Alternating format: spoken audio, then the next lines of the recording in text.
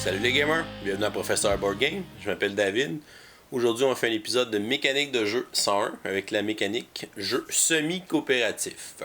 C'est quoi un jeu semi-coopératif pour moi? C'est un jeu qui à la base est coopératif, où les joueurs travaillent ensemble, vont avoir un objectif commun, et si cet objectif-là commun n'est pas atteint, tous les joueurs vont perdre. Par contre, comme c'est semi-coopératif, il peut se passer deux choses. La première, c'est que chaque joueur peut avoir un objectif qui est bien à lui. Ça peut être d'avoir le plus de points de victoire à la fin de la partie quand même, une fois que l'objectif commun va être atteint. Ou ça peut être une mécanique avec un traître. Donc, on commence la partie, tout le monde est ensemble, et il y a peut-être quelqu'un qui est un traître parmi nous, et on ne sait pas c'est qui. Et des fois, même le traître devient... quelqu'un devient un traître en milieu de partie. Alors là, ça change la dynamique. À ce moment-là, ses objectifs vont aussi changer par rapport aux autres joueurs. Donc, semi-coopératif, soit avec des traîtres, soit des objectifs personnels dans une mécanique coopérative. Ça ajoute un petit peu de complexité à la chose. Donc, ça met du doute dans les autres joueurs. Les autres joueurs, oui, on travaille ensemble, mais... on analyse un peu plus ce que les autres font pour essayer de savoir c'est qui le traite ou c'est quoi l'objectif de l'autre pour pas qu'il l'atteigne, puis qu'on soit le gagnant à la fin de la partie. Ce que ça amène comme désavantage dans un jeu semi-coopératif, c'est qu'un joueur qui se rend compte qu'il ne peut pas gagner, exemple, en milieu de la partie, parce que, soit que c'est lui qui a le moins de points, ou il peut pas... il pourra pas atteindre son objectif parce que ça va être trop difficile, puis les autres joueurs sont trop en avance, il peut décider de juste saboter la partie et il décide de ne plus aider personne dans l'objectif commun et il va faire comme foirer notre partie. À ce moment-là, ça devient un peu plate pour les autres qui avaient joué une bonne partie, qui étaient en voie de gagner, et l'autre, parce qu'il ne peut plus gagner, décide de faire juste du sabotage, qui est un petit peu plate comme esprit de jeu. On joue pour s'amuser. Alors, tu sais, à quel prix on veut avoir la victoire versus du sabotage. Alors, c'est quelque chose que j'ai un petit peu de la misère dans les jeux semi-coopératifs. Des exemples de jeux semi-coopératifs, on a le très populaire Dead of Winter, qui est un jeu dans lequel on est dans l'apocalypse après les zombies, une invasion de zombies, un peu comme dans Walking Dead. Alors, on a une colonie de survivants qui travaillent ensemble pour ramasser de la nourriture, du gaz, donc des ressources médicales pour permettre à la colonie de survivre. Alors ça, c'est l'objectif commun des joueurs. Chaque joueur va avoir une carte d'objectif personnel qu'il doit accomplir avant la fin de la partie. Ça peut être de ramasser certaines ressources ou d'autres choses là, dans la partie. On peut avoir même une mécanique de trade dans Dead of Winter. Quelqu'un peut être un traître. À ce moment-là, on doit le bannir de la colonie s'il est le traître. Et il va recevoir une nouvelle carte d'objectif personnel à ce moment-là.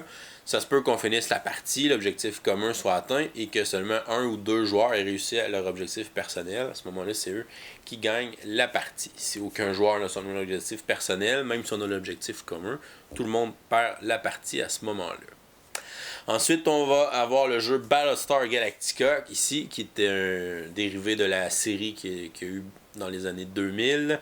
Vous êtes les derniers survivants de la race humaine dans votre flotte de vaisseaux spatial et vous vous faites attaquer, infiltré par les méchants robots Cylon. Un des joueurs peut être un traître Cylon qui est infiltré parmi les humains. Alors chacun, au début de la partie, reçoit une carte de loyauté, à savoir si vous êtes un humain ou un Cylon. Et à la moitié de la partie, on reçoit une deuxième carte de loyauté. À ce moment-là, on pourrait devenir le Cylon en moitié de partie.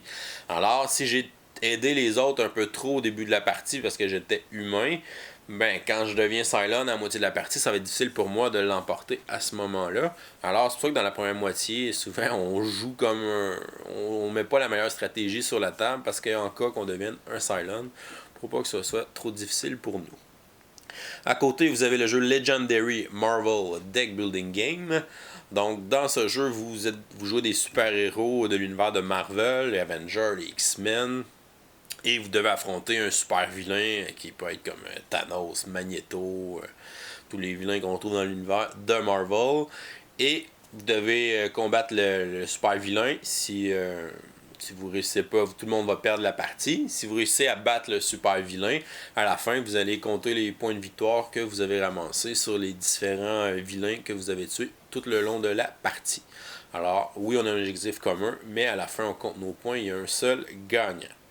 On peut jouer à ce jeu-là en enlevant l'aspect semi-coopératif puis jouer seulement coopératif, que si on gagne l'objectif commun, on gagne ensemble. C'est la manière que je le joue habituellement. Mais dans les règles du jeu, on devrait jouer semi-coopératif avec un seul gagnant. En haut, on a le jeu Panic Station. C'est un jeu qui est dans un setting un peu à la Alien, comme le film.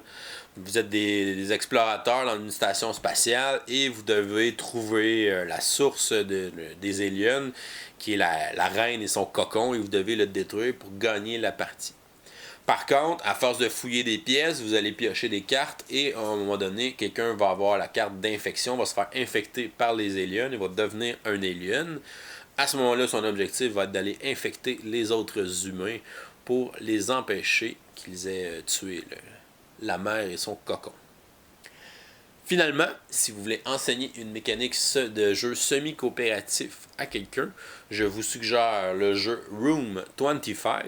Dans ce jeu, vous êtes enfermé dans une espèce de complexe qui va être fait avec des tuiles qui représentent des pièces. Les différentes pièces ont différents effets. On a des pièces qui sont bénéfiques pour nous, on a des pièces qui sont négatives, on a des pièces qui nous tuent, et les tuiles sont cachées, alors on ne sait pas quelles sont les pièces. À notre tour, on peut aller regarder dans une pièce avant de l'entrer, ou on peut entrer, on peut pousser quelqu'un dans une pièce pour qu'il y ait avant nous, et on peut faire déplacer aussi les pièces. Les joueurs essaient coopérativement de trouver la sortie du complexe pour pouvoir gagner. Par contre, il va y avoir un traître parmi, un ou deux traîtres parmi les joueurs.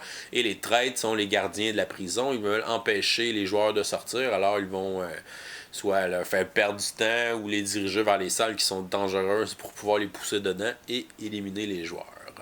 C'est un beau jeu pour apprendre une mécanique de jeu semi-coopératif avec une mécanique de traître. Le jeu se joue aussi rapidement et est très simple à comprendre.